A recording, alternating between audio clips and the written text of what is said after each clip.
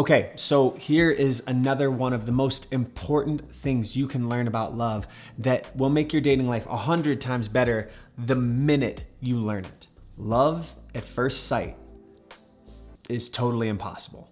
Wait. Hold on. It really is. And in today's episode, I'm gonna explain why that's the best news that I could tell you today, and how knowing that is gonna save you tons of time on terrible dates and in relationships so that you can be that much closer to finding the love you deserve. I'm Colt, and this is Part of Love.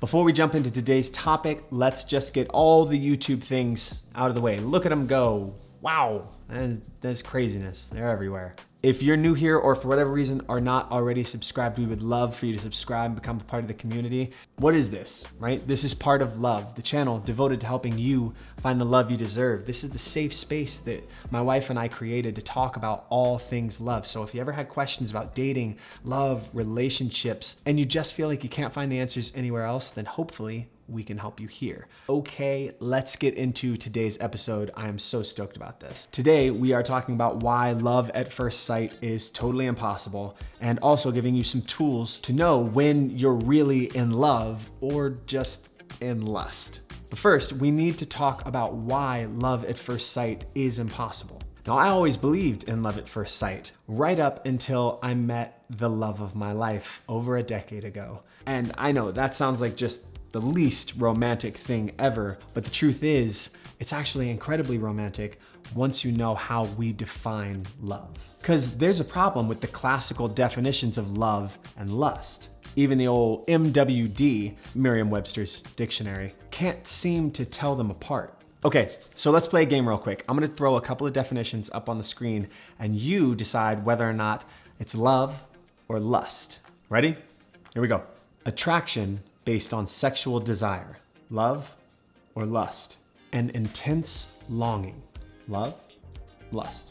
So the first one, attraction based on sexual desire. That one was love, according to MWD. Even though that exact definition, attraction based on sexual desire, is literally how most of us would define lust. Probably because the second one, an intense longing, sounds more like love, but is defined by MWD as lust. You see what I'm saying? So even the people who are supposed to be defining things and giving us the boundaries to understand these incredibly complex things like love and lust don't seem to know the difference. Or what they're saying is that they're not that different, which is a whole other huge issue because they are incredibly different. This is one of the reasons that we decided to create this channel. We believe that love does have a very clear definition. It's something that you can see and feel and trace across any relationship, including the one with yourself. And it's hands down the biggest tool in your arsenal for knowing the difference between love and lust. Here at Part of Love, we define love as action or the lack thereof over time.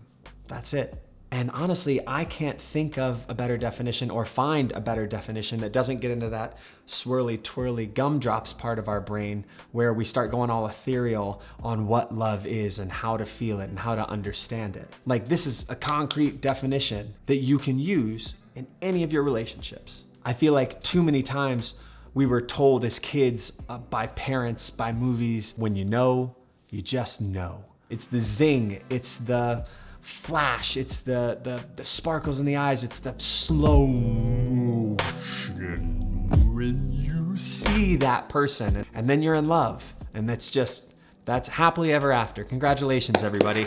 You did it. You did it. You found it. But it's so much more than that. Now, a few of you may still be holding on to this, well, when you know kind of concept. And that's okay, because up until now, that was the best answer that we had. But it's also the reason that we think we love everything we want to sleep with until we do it, and then we realize it wasn't true love, and here come the problems. Which is what brings me back to today's topic. True love is impossible the first time you see someone. Lust at first sight? Oh, hell yeah. Absolutely. 100%. That's literally the story of how I met my wife over 11 years ago. It was everything. I saw a future with her, but guess what? Here's the kicker. It looked nothing like what life we have had and what we currently have. It wasn't even half as good as being married to her actually is. I didn't know shit about being in true love because I'd never actually done it. And sure, I had loved people and I had been hurt so badly and I had hurt so badly, but it was nothing like building a decade full of right nows that turned into a future that when I met her, I didn't even think I deserved. The minute I met my future wife for the first time, I fell heels over head in lust, but I didn't love her because I didn't know her. I hoped she was everything I was imagining she could be. And I hoped I'd be the man that I wanted to be for the woman that I hoped she was gonna be. And I am now, at least I'm closer. And she is now. She has been for a long time, but we didn't get there at first sight. We earned every bit of our love through action over time, through our true love story. Lust only takes a look, but true love takes more than that. Earn the true love you want in your life. And don't go around thinking that you're unlovable just because your lust or someone else's lust didn't turn out to be the love that you thought it would be. If we see it for what it is, it takes a lot of the pressure off. So if you're in lust and you want to be in lust, go be in lust. Lust can be great, but don't mistake it for love, because knowing the difference between love and lust is a part of love.